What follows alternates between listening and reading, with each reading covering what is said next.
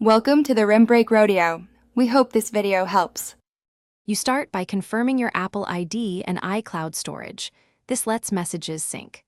Once signed in, open Settings and enable messages in iCloud so threads upload. Make sure you're on a stable Wi-Fi network and the device has enough battery or is charging. Uploads pause on low power. You do this now because messages use iCloud space and network bandwidth, and enabling it immediately begins the background sync that preserves attachments and history across devices. Once Messages in iCloud is on, open the Messages app to trigger the initial upload and keep it open briefly so attachments queue. You should then check iCloud storage to confirm available space and identify big items.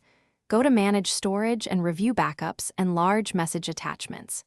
If you need room, delete old device backups or remove heavy attachments from conversations. This conserves space and speeds the sync. Make sure to wait for progress indicators before moving to another network or device. To finish, verify that messages appear on another Apple device using the same Apple ID.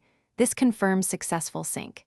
If syncing stalls or messages fail to upload, restart your device and then toggle Messages in iCloud off and back on. This refreshes the sync queue. If issues continue, check Apple system status for outages and ensure iOS is up to date because software updates fix iCloud bugs. One troubleshooting tip: if storage is full, free space first, then repeat the toggle and restart steps. Thanks for watching. Consider subscribing if we helped you.